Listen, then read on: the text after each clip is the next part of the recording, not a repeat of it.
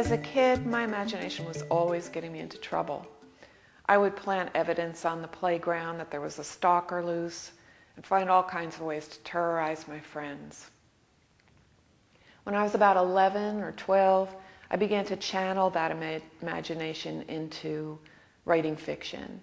And I wrote a few really terrible little novels that my friends and family enjoyed. But as it came time for me to figure out what I wanted to do for a living, I thought that writing was a pipe dream, that I'd never be able to support myself doing it. So I became a social work major. And I got my master's degree from San Diego State University and became a hospital social worker. But then a funny thing happened. I had to go to a doctor's appointment, and the doctor was keeping me waiting, and I had a pad and a pen with me. And I started writing an idea that had been rolling around in my mind since I was a young teenager.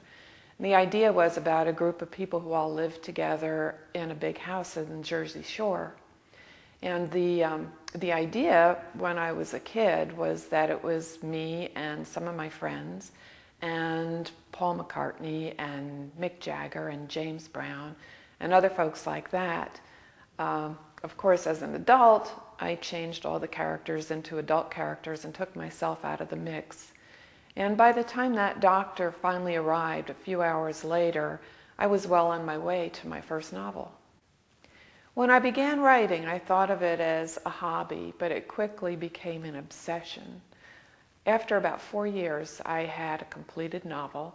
It was too long, about 750 pages, but I was able to find an agent to represent it.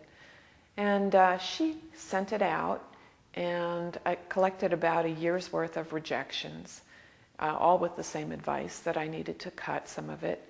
It was painful, but I finally did cut about 350 pages and really tightened the story dramatically. And the next place she sent it to purchased it, and I signed that contract in 1986. The book wasn't published until 1989, which was a very, very long wait, but I've been writing ever since.